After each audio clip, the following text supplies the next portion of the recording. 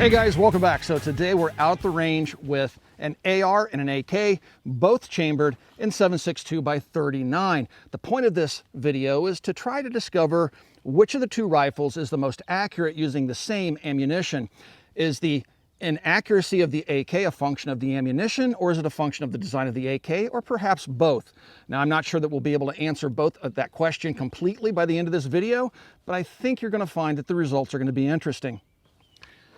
Both rifles that we have out here today are manufactured by PSA, and PSA has nothing to do with this video. I've purchased both of these firearms.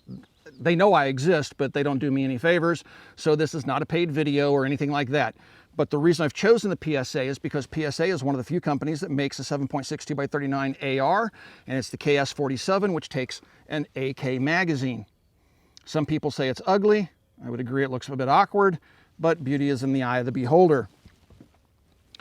The other rifle we have out here is a PSA AKM, and both of these rifles have 16-inch barrels, and again, they're both chambered in 7.62 by 39.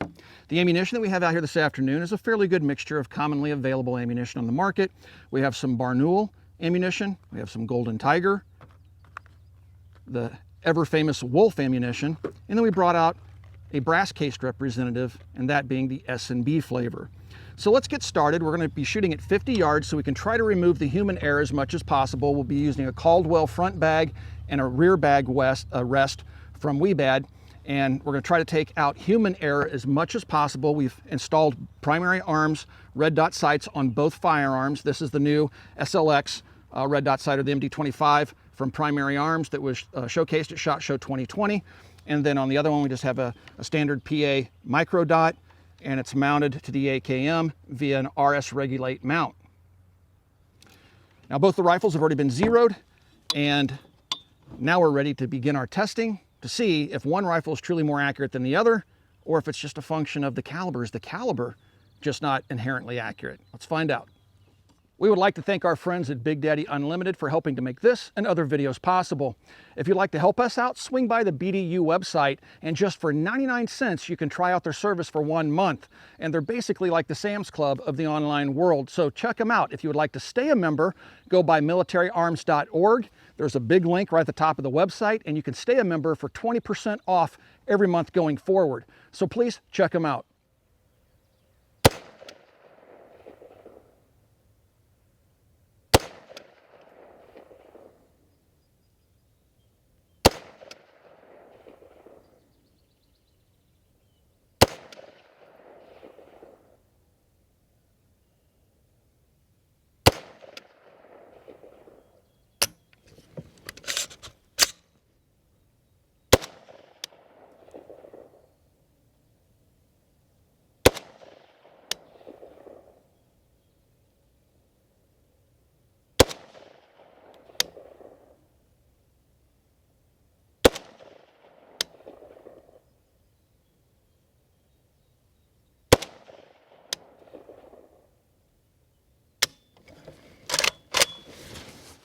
The group on the left is the group from the KS47, the AR, and the group on the right is from the AKM. With the same Wolf ammunition, looks like we're pretty much getting the same results. Had most of the groups, or most of the rounds, land fairly close to each other. But there we have 2 inches about, and a little bit larger for the AK, 2.5 inches, but most of the rounds landing close together with one flyer. Again, most of the rounds land together, one flyer. It's interesting results.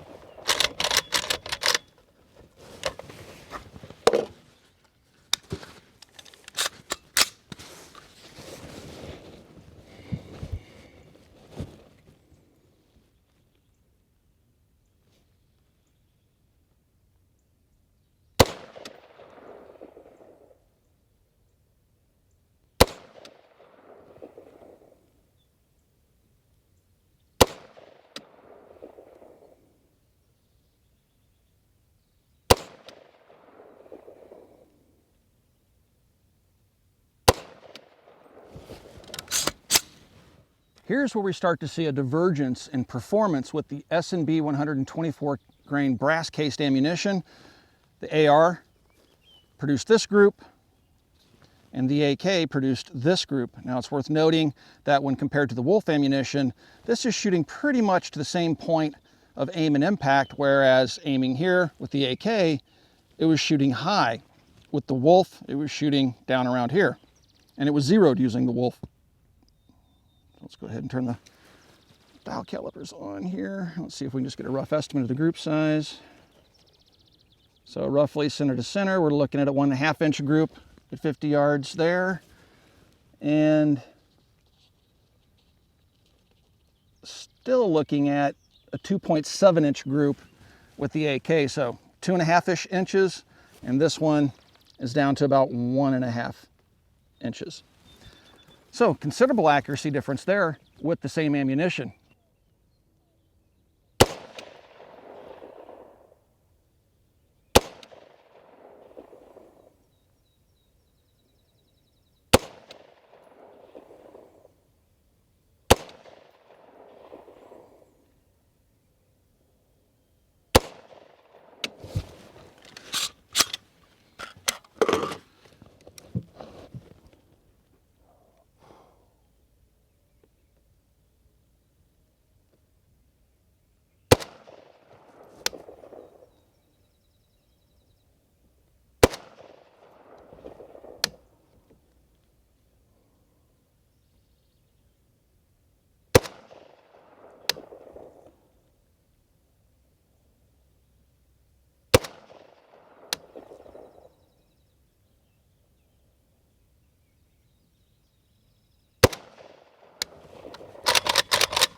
This is the results of the Barnaul 123 grain ammunition. On the left, once again, we have the KS47, the AR-15, and then on the right, the PSA AKM.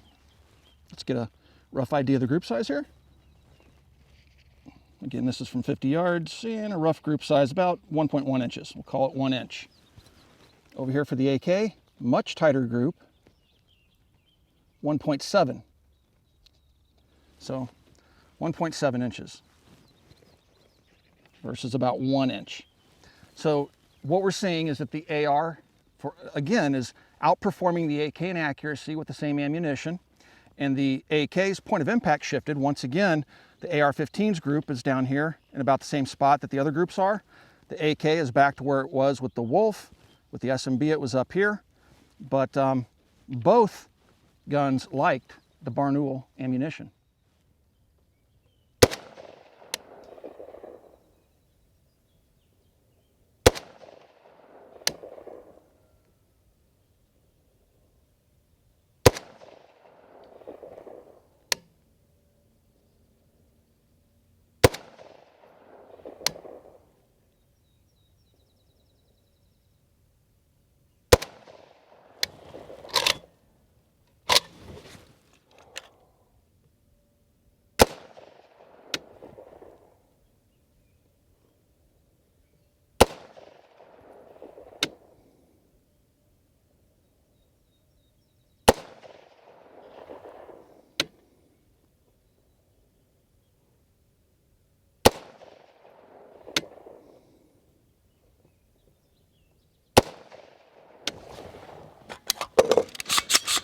So with the Golden Tiger, again, the KS47 AR-15 on the right, and the AKM, on the left, and the AKM on the right. Now we have similar performance. And once again, the point of impact is roughly the same for the AR, didn't shift. And with the AK, it's back here, roughly the same as with the Wolf, which we started with. Let's get an idea for the group size. And while this isn't the most precise way to measure, almost 2 inches. 50 yards on the AR, and about 2.3 inches on the AK. So the AR did outperform the AK once again with the same ammunition, but much closer performance. What's interesting though, well, we'll talk about that here in a minute. In front of us, we have all the cartridges out here that we tested this afternoon, disassembled so you can see what the components are that they're made of. We've disassembled the cartridges with an RCBS kinetic bullet puller, and this is a reloader's tool, and a very common tool, and you can pick them up from places like Barnaul's. So let's take a look at the different cartridges. You'll notice the two cartridges on the end have steel cases, and they also are lacquer coated, which is a military standard in Russia. The two inboard cartridges, one is made of brass, and then the other is made of steel as well, but has the polyformance coating on it that is not a lacquered finish. So let's start over here and take a look at the bullet first of all. And there's going to be something that's relatively interesting here that, that we kind of alluded to when we were talking about the last group fired. So first we're going to take a look at the Barnaul. The Barnaul has a flat-based bullet, so it has a straight wall, if you will. Doesn't taper at the base, it's not a boat tail, and has an exposed lead base. You can see the gunpowder that came from the casing. You can see that it has a non-sealed primer, but it does have a lacquered case. And here's the groups that we were able to achieve with the AR and the AK. So the Barnaul definitely gave us the best performance out of the AR with a group size center to center of 9.75 inches at 50 yards. The AK, 1.86 inches. And this was the best performing ammunition, specifically out of the AR-15. Next, we have the brass cased ammunition, and you can see a crimp line here on the bullet. In the case of the S&B, it's also a flat-based bullet with a lead base, exposed lead base. Much finer powder, and you'll notice that the primer is not sealed. The S&B gave us interesting results. With the AR at 50 yards, we had a 1.6 inch group, and with the AK, we had a 2.8 inch group, but the point of impact shifted upwards significantly, and that's something that we can't explain. Sorry guys, the gnats are really bad. Next we have the Wolf. Again, we have a non-boat tail bullet, flat base with an exposed lead base. And this is important for those of you that shoot a lot outdoors. If you're concerned about lead poisoning, when you fire these exposed lead-based bullets, you will get lead vapor in the air and you can inhale that and it can cause lead poisoning. Again, the polyformance coating, and then the primer, no sealant on the primer. And you can see the gunpowder here, very coarse powder. The Wolf gave us interesting performance. I mean, about average performance. This is what I would expect out of an AK. But the AR gave us a 2-inch group, and the AK gave us a 2.4-inch group at 50 yards. And you'll notice that they're right to where we had zeroed the rifles, just under the white dot at 50 yards. And last, our most interesting. This is a true military cartridge in that it is a lacquered case. It has a sealed bullet. You can see that purple stripe around it. That's a sealant around the neck of the case. And it also has a sealant applied to the primer. This is used to protect the case from moisture and things like that. It's great for long-term storage, and it's what you would typically find in a military cartridge, being sealed, crimped, and all that good stuff. This one, though, has a boat tail bullet. See how it tapers at the base? Typically, boat tails are associated with match bullets. You'll see boat tails on pretty much all match ammunition, and it has an exposed lead base.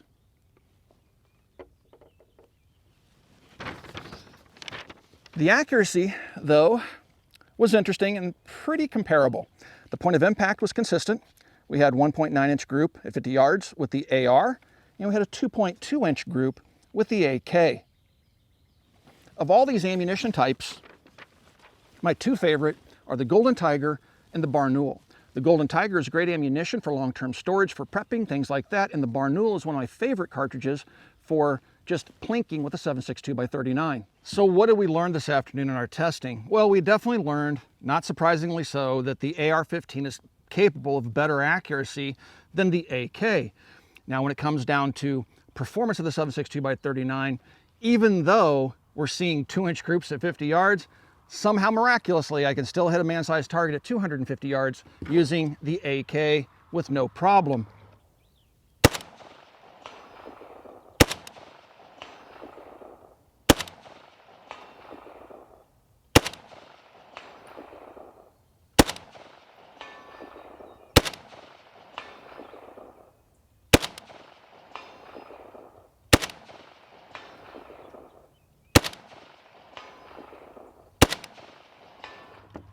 So the AK has more than enough what we would call combat accuracy when using a red dot sight, but there are plenty of people out there that can quite effectively shoot the iron sights out to 300 yards and beyond and still score hits.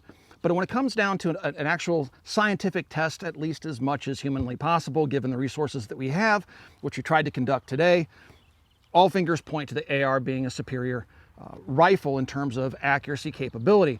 And a lot of that likely has to do with the fact that the AR-15 has a free-floated barrel. There's nothing touching the barrel at the time of firing. It's a free-floating barrel. The gas tube is direct gas impingement. The tube comes into the receiver. It's just resting loosely in there.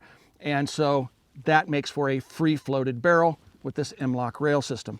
With the AK, we have a long stroke gas piston versus direct gas impingement. We have all sorts of stuff touching the barrel. And then of course we have a sheet metal receiver, and when you take a look at both of these firearms being fired in slow motion, you will see that the AKM tends to flex and twist a little bit more than the AR-15, but it flexes and twists typically fairly consistently and always goes back to true during firing, which is why it can achieve any level of accuracy whatsoever. So why do we choose the two firearms that we have out here this afternoon? Well, both of these firearms are manufactured right here in the United States, and until, God forbid, these things are banned and PSA remains in business, these guns will always be available. We can't say that for imports coming out of Europe, even the rifles coming out of Bulgaria. We don't know what the future of those might be. But we do know that PSA is cranking out AKs at a very good pace, trying to keep up with market demand, which is very high. And in my opinion, based on the two rifles that I have out here, or that I don't have them both out here right now, these are really well-made guns. So much so that you'll notice I've put actual AKM furniture on there with a Bakelite grip on my triangle folder and put a sling on it. When I do things like that, it means I really like the rifle. So I really, really like this gun. Nice and straight. I didn't have to make wild adjustments to the front sight to get it zeroed, and has a nice fit and finish. And again, I really like the rifle. The KS47 is something I've always wanted to try. This was my first AR-15, chambered in 7.62 by 39. Jason has played around with other ARs from other manufacturers in the past. This one we've had pretty good luck with. We've had good luck with a wide variety of AK magazines, because it does use standard AK mags, up to and including the use of a 75 round drum, which will lock into this rifle. We have noticed that sometimes you have to pull the mag release back to lock it, like with PMags. It'll lock in there, but I kind of have to seat it by pulling backwards on it, which is really easy to do because of that release right there in front of the trigger guard, which is ambi. So again, both these rifles are currently available on the US market. They can be hard to find because they're in high demand, and that's because they seem to be of very good quality and a very competitive price point. So at the end of the day, I would say that the AR-15 is definitely has better accuracy potential than the AK. Guys, if you'd like to support us here at the Military Arms Channel in our ongoing effort to bring you as honest, unbiased information as we possibly can, we can only do that with your support. There's a link down below to Patreon. Please click that link and consider supporting us here at the Military Arms Channel so we can continue to bring you content like this. Also, right here underneath the video player on YouTube, you'll see a little join button. Give that join button a click, check out some of the perks, and consider supporting us right here again on YouTube. And last but not least, swing by Copper Custom and check it out. And thanks for 12 years of support. We'll talk to you guys soon.